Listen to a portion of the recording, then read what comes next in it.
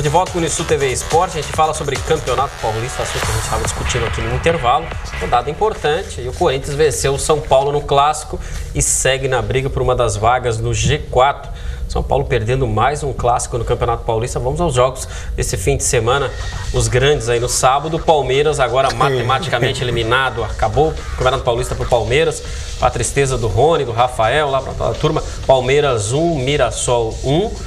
Palmeiras está fora, então. No domingo, Corinthians venceu o São Paulo 4-3. Um gol já nos acréscimos, né? O chute do Yarley e o Alex Silva, né? Alex Silva. Voltou agora da Europa. Desviou de cabeça, fez o gol. O Corinthians chegou a estar vencendo por 3-1. Foi uma festa dos goleiros, tanto do Corinthians e do São Paulo. Peru do Rogério Ceni, falha do goleiro do Corinthians em 2 gols. Tá uma manhã as defesas das duas equipes. O Santos, para variar, goleou mais uma vez, 5-0 o Monte Azul. Não teve dancinha, justamente porque o André perdeu o avô dele. Aí o pessoal, em respeito, ninguém comemorou muito alegremente os gols. Mojimirim 3, Santo André 2. Essa vitória até surpreendente, porque o Santo André está lá brigando. O Botafogo venceu o Sertãozinho 3-1, também segue na briga. E a Portuguesa foi derrotada pelo Grêmio Prudente, que pulou para o 3º lugar, tirou a posição do São Paulo. 3º lugar para o Grêmio Prudente. E o Corinthians segue brigando aí. Que foi esse clássico aí, um show de erros das defesas, né? De erro das defesas, de falha dos goleiros, né? Dois times aí que estão tentando se acertar, o Corinthians principalmente, porque o Mano Menezes mexeu um pouco na estrutura do time ali, que não vinha tendo o grande desempenho que se esperava, e também não teve nesse jogo, mas pelo menos conseguiu vencer e tal, e agora fica a expectativa de como é que tanto o São Paulo quanto o Corinthians vão reagir aí na Libertadores. Os dois estão numa situação mais ou menos confortável, nenhum time brasileiro está passando grande aperto agora na Libertadores, mas é lá que importa, que os grandes desafios importam, porque a tendência acho que é só o Palmeiras ficar de fora, né? O Santos está classificado, Corinthians e São Paulo também tem tudo na mão para classificar, porque não tem mais clássico pela frente. E Mano Menezes e Ricardo Gomes ontem também aproveitaram para usar o seu estoque de erros nas mudanças das equipes, né? O Mano Menezes tirou o Elias, principal jogador de meio campo do Corinthians, e o Hernanes tinha acabado de fazer o gol para o São Paulo. O Ricardo Gomes foi lá e mexeu. Cabeça de técnico, mas enfim, no fim deu certo, foi para o Corinthians que venceu 4-3. A gente fala agora do nosso esporte aqui. A Prefeitura de Tubarão começa a dar passos importantes para a realização da OLESC. As obras de revitalização de ginásios e pistas já começaram a ser executadas e alguns dos espaços que serão mais utilizados durante a OLESC já estão prontos. Localizada no Exército de Tubarão, a nova pista vai suprir todas as necessidades na área do atletismo. O processo de revitalização iniciou no ano passado. Ela estava bastante prejudicada ao longo dos anos aí de uso, tanto para treinamento da Unisul, lá para a aula de educação física, quanto das nossas escolinhas de treinamento. Hoje ela está pronta para a prática de esportes, mas até ficar assim passou por um longo processo. Toda a cobertura do chão foi refeita, bordas, meio-fio e toda a extensão da pista passou por recuperação. O custo total da obra foi de cerca de R$120 mil e o trabalho foi supervisionado pelo encarregado da condução das obras da OLESC, Alexandre Zabotti, e um profissional de atletismo da FESPORT. Começou em junho, se não me falha a memória, a recuperação dela, né, e foi até metade de agosto, mais aproximadamente. Então foi uma obra completa, a área de atletismo, na verdade, foi toda ela recuperada e hoje ela está em condições de sediar qualquer evento a nível de estado. Aqui serão realizadas todas as provas de pista, salto em distância e altura. Na gaiola de lançamento serão realizadas as provas de arremesso de martelo e disco. Segundo o Estélio, além da pista de atletismo, a de bicicross também já foi concluída. Para a realização da OLESC ainda serão utilizados os ginásios Salgadão, José Varmute Teixeira e Paulo Jacob Mai, que devem passar por uma reforma em breve.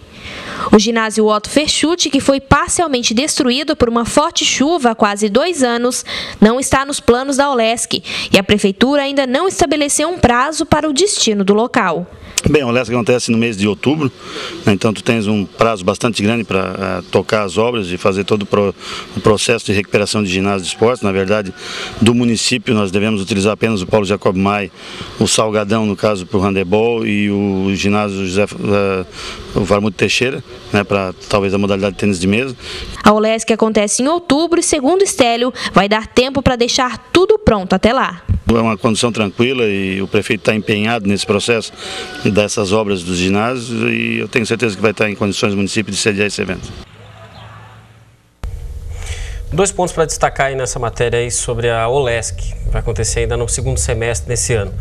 Primeiro que realmente tem que ser feito com antecedência o trabalho, até para não ficar nada sendo feito de última hora, nada inacabado, então para transcorrer tudo certinho nas disputas da OLESC nesse ano. E outro ponto é que as reformas não vão ser só para a OLESC, vai ficar para a cidade também, e é isso que a gente tem que destacar de mais importante, tanto usado para a disputa da OLESC e depois fica à disposição da cidade, o que precisa acontecer, mais competições regionais aqui, ou até competições municipais aqui, é isso que a gente sempre está cobrando aqui, estimular competições para utilizar a estrutura física que tem aqui. É por aí? Tem recurso estadual envolvido aí nessas reformas, nessas adaptações que vão ser feitas em ginásio, todo tipo de praça esportiva, então tem que ser utilizado, tem que ficar tudo pronto aí para disputa, são muitas modalidades, então é preciso ter tudo redondinho aí. Infelizmente não dá para contar com o Otto Verschutti, apesar aí de ser mais de 2 anos sem, já do passado vendaval, já tudo poderia estar arrumado, tempo para isso não faltou, mas enfim, o ginásio ainda está ali de pernas para o ar, totalmente sem condições de uso. Então vamos contar aí com os outros, talvez aí um outro ginásio particular também. O que importa é a OLESC poder correr com toda a tranquilidade e normalidade, sem imprevistos e sem remendos na última hora. Mas que bom que já começaram os trabalhos nesse semestre e a gente espera que Tubarão receba da melhor forma essa Olimpíada Estudantil que ocorre no segundo semestre de 2010. Vamos falar sobre futebol amador agora pela Copa Sul dos Campeões. A fase quartas de final tinha 4 jogos programados para o fim de semana. Devido às chuvas, tivemos somente os jogos de sábado. O Caravaggio goleou o Barreirinho 8-0. Está classificado, obviamente, e o Juventus eliminou o Cocal do Sul nos pênaltis depois do empate no tempo normal. E essa é a semifinal que já está definida. Um dos outros 2 jogos seriam no domingo, o Colégio Brasil Santo Anjo e Bandeirantes, Metropolitano e Palmeiras, ficou marcado para o próximo fim de semana. As chuvas chegaram na madrugada de sábado para domingo e aí não teve jogo domingo. Nenhuma condição de jogar ali, choveu muito aqui em Tubarão, o jogo do Colégio Brasil Santo Anjo contra o Bandeirantes seria ali na Guarda, então não tem nenhuma condição de jogar, também não teve lá em Criciúma. Paciência, né? Isso a gente sabe que a gente está numa época do ano muito chuvosa aí, que é essa transição entre o verão e o outono, isso acontece mesmo, então deixa o jogo para a semana que vem, isso vai acontecer também nos campeonatos municipais aí, joga semana que vem, não tem problema nenhum. Sorte de quem jogou sábado agora se classificou, como é o caso, por exemplo, do Caravaggio, que já vai ter bem mais tempo para descansar até a disputa da semifinal, que também ficou para a semana que vem, né? Tem uma semifinal que está definida, mas essa semifinal também vai ser jogada lá, só lá daqui a 15 dias o jogo de ida, para as semifinais serem disputadas todas juntas. Bom para o Caravaggio e também para o Juventus de Imbituba. Vamos para o intervalo, o próximo bloco vai falar sobre Campeonato Carioca, também tem o Capivari Futsal, que segue líder na Copa Santa Catarina. Mais informações no próximo bloco.